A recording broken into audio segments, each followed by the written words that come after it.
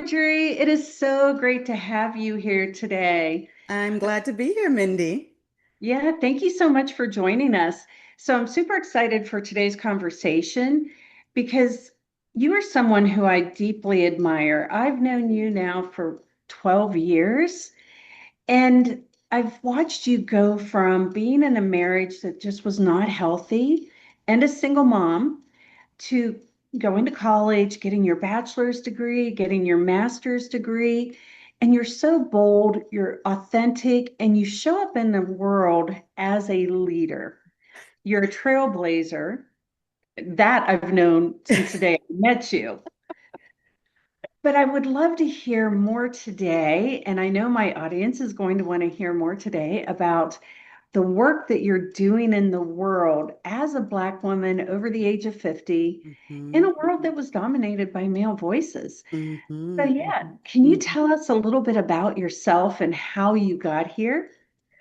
Well, it's been a long journey, like you said, 12 years. And when you met me in 2013, I was just coming out of a very traumatic divorce that had left me homeless and penniless, and I was rebuilding my life. And I wrote a book about my experience. Who the hell do you think you are? And then I started a nonprofit organization for women who had experienced the same thing that I had, which was emotional and financial abuse in marriages, and ran that for several years. And during that time, I had just entered my 40s.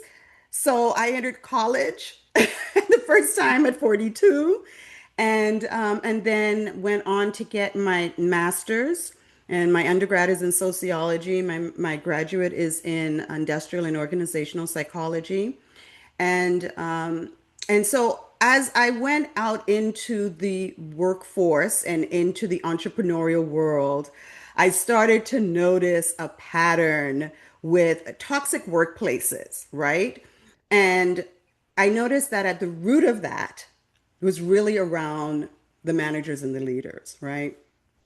And as I went out into more of the nonprofit world, I really got a closer view of what leadership looked like. Now, I've worked with quite a bit of women, but I would say over the past several years, I've really seen this deterioration of leadership. Mhm. And we're talking about globally, I'm talking about here, government, community, corporate. It has just, just deteriorated. And I say that we're in a leadership crisis right now. I'm calling it. We are definitely in a leadership crisis. And so I started to see these patterns. And, I've gone through leadership development myself. I've been a leader, and I can see clearly what is happening. And there is this disconnection with people's values. And Mhm. there's a disconnection too with how people are living their lives and it's showing up. So, for example, when you go into workplaces, I said workplaces are like little societies. You have all of these people coming in from different backgrounds, different beliefs, different areas. Now they have to come in and they have to be able to work together towards one mission. Mhm. And what tends to happen is you don't have the leadership within those organizations who are able to nurture it and create healthy cultures. So now that's why you hear so much about this toxic workplace and people are getting burnt out. And you're seeing more of this profit driven type of management and leadership. And so there is definitely a breakdown there. And so I'm like, we need to do something about that. Because now people are, it's causing health issues, it's causing mental health issues. And particularly for women, it's causing some real issues. And I would say it's on the spiritual level, it's on the physical level, just holistically. So I am calling myself a leadership disruptor. I am here I love that. to dismantle that old model of leadership that we have known for so many years that has typically been ran, we know this, by older white men and men in general. Mhm. And where we're shifting to, and I'm sure your audience is tapped into this, they know we are shifting energetically. We're moving into a new space in a new era. We cannot take that with us. And we can't build a new future that we want to have with this old patterns, old blueprints, old operating system. And so my work is really to help us to get to the place where we can build something that's going to be whole and healing and good for everyone. I love everything that you just talked about. I couldn't agree more about, when we're living out of alignment with our morals and with Yeah. who we are, and even as women with our feminine energy. I came from the world of real estate, which was a lot of negotiating contracts and that type of thing. And it's such a masculine energy. And when we are forced into that, that's when we go into depression and different things. So I completely 100% understand what you're talking about. Mhm, So let mhm. me ask you a couple of questions. What inspired you to explore and create this leadership archetype? Archetype. Archetype. So there's a couple of things. So first of all, I worked under some really poor leadership. So I had my own experience with that. And Mhm. so that was the first experience for me to say, I know that things can be done better as someone that had to work under that. But if all of us are really paying attention, right, we can see what poor and toxic leadership looks like right now. We see Mhm. it in our country, and we're watching it in a lot of these profit-driven corporations. Now, I have a lot to say about that kind of leadership because I feel like if you ask someone who are some of the greatest leaders in history, and the first folks that probably pop up for a lot of us is like, we'll say, like Martin Luther King or Robert F. Kennedy, Mahatma Gandhi, or something like that, right? And the thing that they all have in common, right, that we tend to go to is they're all men, right? Mhm. And their leadership is tied to some sort of social issue or or a nation, the fate of a nation. Mhm. Now if I say, can you think of a female leader, right? And it's almost like we have to make that distinction because someone wouldn't automatically go there. And so you might say Ruth Bader Ginsburg or maybe Shirley Chisholm or even Cleopatra, right? Mhm. But normally we would think men. Now we're looking at leaders, we're naming these leaders like folks such as, say, Steve Jobs, Mhm. Jeff Bezos, Elon Musk. I'm just saying, right? Like we might start to name those types. And I'm like, what makes them a leader? Really? And Yeah. so their leadership style is really about control and dominance, right? Mhm. And really controlling from the top. It's a top-down model that has been modeled for us over time. And so now it has put leadership in a box. And this box is built on patriarchy, capitalism, misogyny, you know? And so it's a model that really centers power and not people. Mhm. So for me, I knew that as we moved into this new era, we can't be using these old models of leadership styles that we usually identify with, the democratic kind, the autocratic. Like we have these different names around leadership theory, and you learn all of this, in college. There are different types of leaders that are needed. And so I started to investigate that as I looked at generationally who's in the workforce, how those generations are like we're at a time when there's about three or four different generations in a workforce and in one workplace. So if you've Mhm. got from baby boomers down to Gen Z, I can tell you that the other half of that group is looking at work and the world differently. And so they are the future. And they want a different kind of leadership. They want something that is more collaborative, that has some freedom and flexibility to it, that is creative. So now it's time for some what I call emergent leadership archetypes. And so I created and came up with some different types of archetypes based on what we need in the future moving Mhm. forward.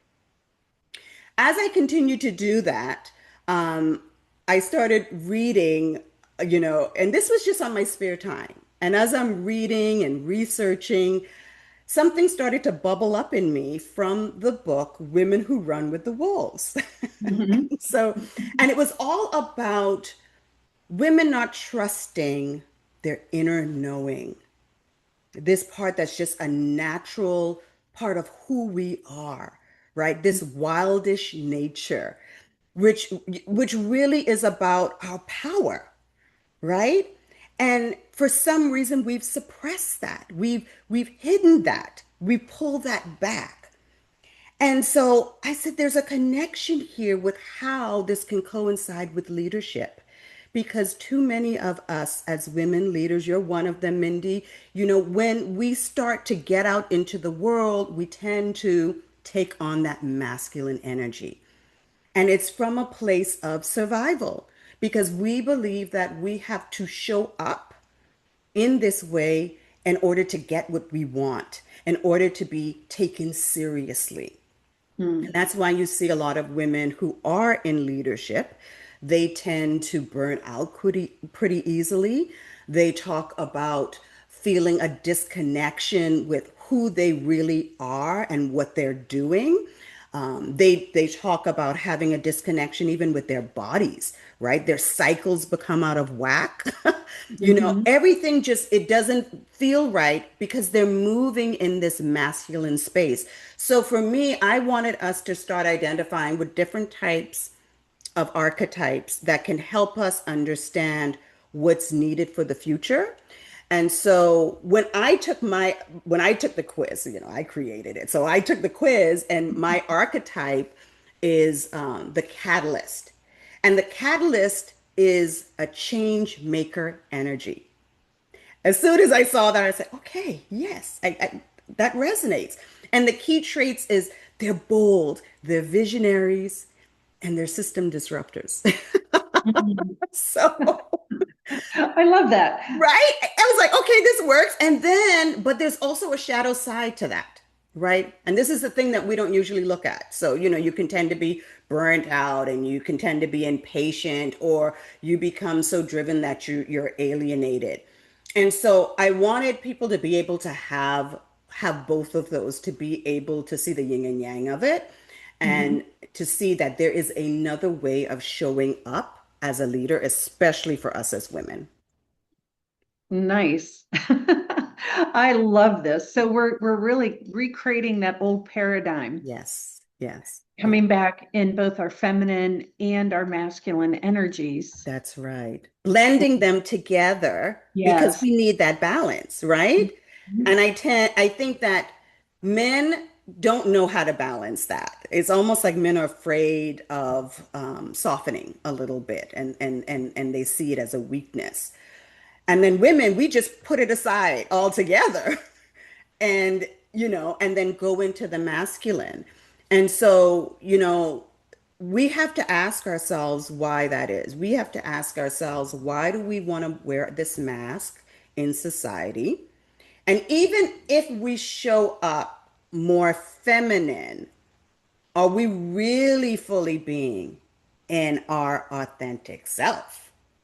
I love that you brought that up because as you were talking, one of the things I was thinking about was when I was, doing real estate full time and I'd put on the little dresses and the high heels and go out, but I was still shoving that feminine side down, that part of me that could have even shined brighter had it been allowed to come out. Yeah. But I felt like I was living in such a masculine world. I had to be, I had to be strong. I'm negotiating, three, four, 500,000 to well over $1 million contracts. And, you have to show up as that strong masculine energy. Right. So yeah, you just can't dress it up and put makeup on it and call it feminine energy. You So have to embody it, right? yes. And that's a big thing that's missing because at the core of this work too is the value system, right? Mhm. And you and I talked about this in our other interview. We all know that we have values, Mhm. but how many of us are really allowing our values to guide us and lead us in our lives? And so, unless you are in touch with those and you are grounded in them and say, this is what's important to me and these are my values, you can't fully embody yourself, that person, that who you're supposed to be. So embodying that leadership means that you have to know those values. So one of the other things that I like to do and take clients through this as well is I've created something called the Great Leadership Pyramid. It's based on the ancient pyramids, right? That took they were intentional, they are precise, and they stand for centuries.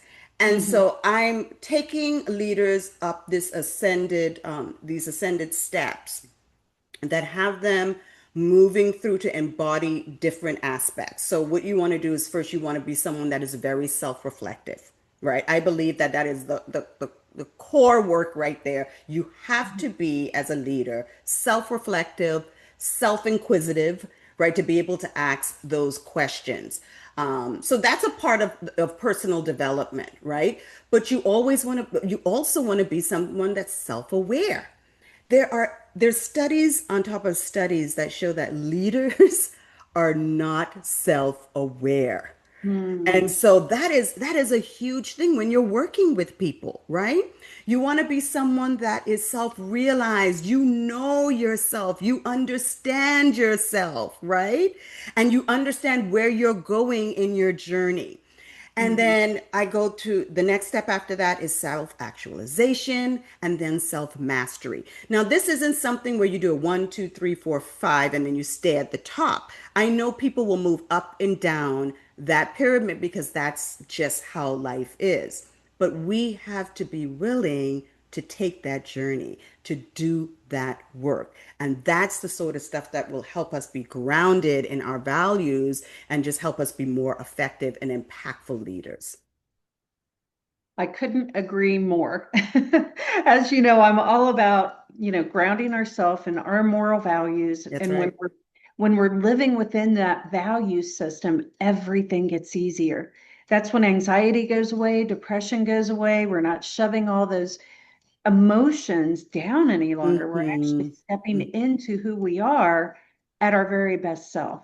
Yeah. So let me ask you, how can a woman begin to trust her inner wisdom and her instincts, especially when it feels so uncomfortable and scary? This is something that I still, wrestle with in trusting myself. But I think you have to be able to honor the journey, right? And be okay with that because what tends to happen is we think that we might be following our instincts, but we're really following some sort of conditioning, right? Some sort Yep. of a pattern. The Mhm. only way you can do that, Mindy, is really what I call returning to yourself, meaning giving yourself the time and space to get to know you, to Mhm. go deeper with yourself, right? To be able to ask yourself the tough questions and be honest about it. It's just you, right? And Mhm. you have to be willing to do that work. And until you start to open that up, questioning yourself and being self-inquisitive almost about everything and being investigative about why did I make that decision? What was that decision based on? Why did I just say what I just said? Right? Those are the things that will help you knock down some of those barriers to be able to trust yourself. It is a practice, it is ongoing. And to be able to realize where things are actually coming from within you. And so I would say the first thing is just really taking the time to sit down, return to yourself, get to know yourself, and doing that type of inner work. You hear people say this all the time, do this inner work. It's because it's important, right? It's because you have and not just meditating. Meditation that's different. I'm talking about peeling back the layers upon layers upon layers about who you are and why Mm. you're showing up the way that you are. And so that's one of the things that we're going to be doing in the Return to Sovereignty, which is building on the wild woman leadership archetype, is to really be investigative about the mask that we're wearing, right? And who we really are showing up about and facing ourselves in that way. So that's really the core of the work. So I know a lot of the people listening to this they're going to be very curious to learn more about what it is, this program that you're talking about right now, and how they might be able to get involved in it. So you can reach out to me on Substack. I do have a Substack. So Leaders is my Substack, or you can look for Marjorie Phoenix. And I'm Marjorie Phoenix on social media. And because this is a very small, intimate group of women, it's only going to be six of them. I want an opportunity to really connect with those women who'd like to be a part of it and really sort of talk you through it to see if this is going to be a good match. Because it's going to be 8 weeks of, I'm not even calling this a program or a course. This Okay. is a leadership portal. This is really going to be opening you up every single week. So, like, the first week is really going to be about awakening the wild within, right? Just pulling back those layers and looking at some of the roles and the expectations that have been expected to you. A lot of us, we're mom. That's all we know ourselves as. We're mom, or we're taking on the role of our career or even the business that we're creating. And so there are parts of us that we really want to see where that is coming from, why that's there, and also recognizing parts of our voices that have been silenced. Because, talking about your instinct is your superpower. And I think that's one of the most important things that we should be working on, is to really be able to listen to ourselves. Because the second week is going to tap into your body being an oracle, your body as oracle. This is about leading from those sensations and the energies within. So, getting out of your head and into your body and learning how to trust it. And, I know there are many times that we've felt things within us and we've ignored it or we've pushed it aside because of where we felt it in our bodies, Mm. right? And a lot of us, you don't always feel it in your belly, Mindy. Sometimes we feel it down in, our groin area, right? We might feel it in our throat, right? Exactly. And so being able to identify what is my body telling me right now, right? That's such an important thing. Um, and then, like in week 5, we're going to talk about rhythm, rituals, and right timing. So I believe in rituals. I believe that we should be using rituals as a way of self-discipline. And so that week, I'm going to have a special friend of mine, a special guest come on who's an evolutionary astrology, and she is going to get everyone's natal information to create a, um, an evolutionary astrology report that helps to align them to their leadership path and their natural and spiritual cycles and rhythm. And so I've been doing this type of work with my friend Audra for some years and using that along with moon cycles, or you can put it in place with your hormonal cycles.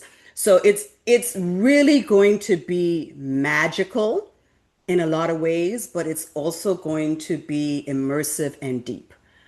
And so this is going to be a way for women to really tap into that natural wild side of ourselves that we shouldn't be afraid of. We really shouldn't be afraid of.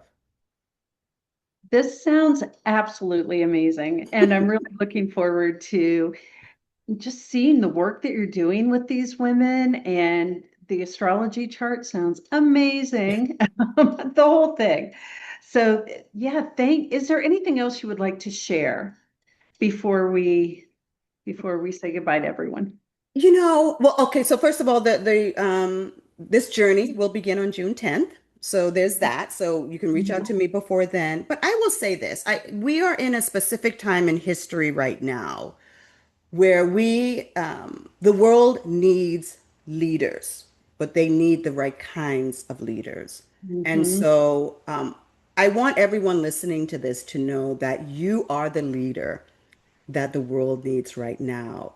And so my role, I know, is to help to prepare and usher in these new leaders where the door is open, the stage is set.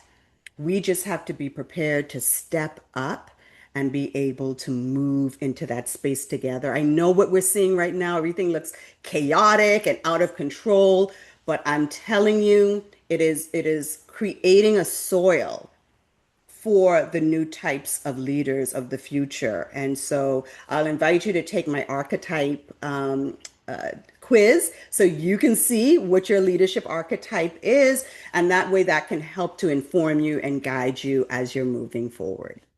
Oh, that's wonderful. So can we link all the links to Yes, yes, I'll make your sure and get the quiz link to you and everything. perfect? Well, thank you so much, Marjorie. It was so great talking to you today, and I know you are an inspiration to so many women. So I am super excited to continue watching your Thank journey. you so much, Mindy, for sharing space with me, and looking forward to having more of these conversations, most definitely. I am as well. Thank you. Bye bye. Bye.